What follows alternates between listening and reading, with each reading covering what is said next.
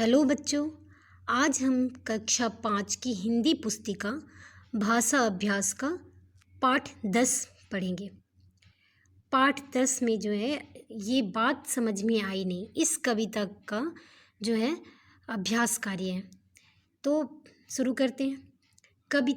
कविता ये बात समझ में आई नहीं को पढ़ने के बाद आपके मन में भी कुछ और बातें आती होंगी। उन्हीं उलझनों की कविता बनाकर लिखिए। इसका अर्थ है कि आपको खुद से कविता बनानी है। आपने इस पाठ में पढ़ा है ना, ये बात समझ में आई नहीं और अम्मी ने समझाई नहीं। पढ़े हो ना कि मतलब एक छोटा बच्चा है जो है वो अपनी मम्मी से बार बार सवाल करता है। छोटी छोटी बातों को जो देखता है, जो सुनता है, वो नहीं समझ पा रहा कि ऐसा क्यों होता है, और इन सब के बारे में वो अपनी मम्मी से पूछता है, सवाल करता है। जैसे कि मैं कैसे मीठी बात करूं जब मीठी चीज़ें खाई नहीं। मतलब सभी बोलते हैं ना कि जब भी बोलो मीठा बोलो, प्यार से बोलो। तो वो बच्चा पूछता है कि जब हम मीठा खाए ही नहीं है तो हम मीठी बात कैसे बोलें। तो अजीब अजीब तरह के सवाल बच्चों के मन में होती हैं, और वे सारे सवाल जो है वो अपने जो जागरूकता के लिए बच्चे पूछते हैं अपने से बड़ों से कि आखिर इसका क्या कारण है, क्यों ऐसा होता है। तो इस तरह के आपको खुद से कविता बनाना है। तो यहाँ मैंने छोटा सा बनाया है, आप इस तरीके के और भी बना सकते हैं। तो शुरू करते हैं कविता। ये बात समझ में आई नहीं और अम्मी ने समझाई नहीं, मैं कैसे अच्छी बात करूं जब अच्छी चीज़ें खाई नहीं। इस कविता में मैंने लिखा है कि जब मैं अच्छी चीज़ें, बोलते हैं ना कि अच्छी अच्छी बातें करना चाहिए, गंदी बात नहीं करो। तो जब अच्छी चीज़ें खाई नहीं तो मैं अच्छी बात कैसे करूं, बच्चों का सवाल है। फिर है, बादल जो बिजली चमकाता है, बारिश की बूंदें लाता है, खुश हो मोर पंख फैला नाचता है, क्या ये बादल उसकी टीचर है जो उसे नाचना सिखाती है। मतलब आप सुनते हो ना कि जैसे बादल गरजते हैं, बारिश होती है तो उसमें मोर जो है पंख फैला के नाचते हैं। तो आप कुछ भी पढ़ाई लिखाई कुछ भी करते हो तो आप बोलते हो ना टीचर होमवर्क दी है, टीचर बताइए हमको करना है। तो उसी तरह ये मोर को कौन सिखा दिया कि जैसे बारिश होगी, बादल गरजेगा तो फिर नाचना है। ये बात कौन सिखाया उसको? क्या उसकी वो टीचर है?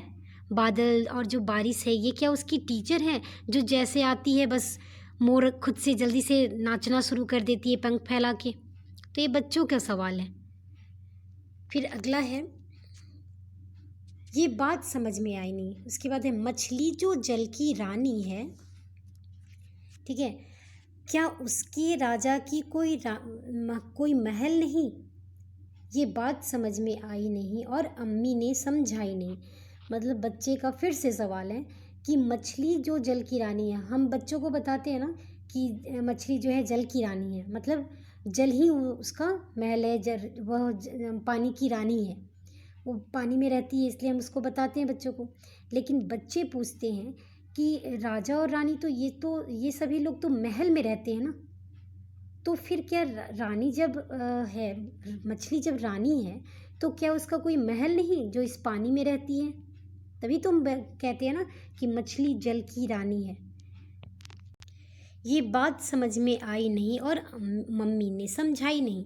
मतलब बच्चे का सवाल है कि ये सारी बातें जो है मुझे समझ में नहीं आ रही और मम्मी भी मेरे को नहीं समझाई है कि क्यों मछली को जल की रानी कहा जाता है, क्यों उसका कोई महल नहीं है। क्या राजा के पास महल नहीं है जो रानी को महल में रख सके?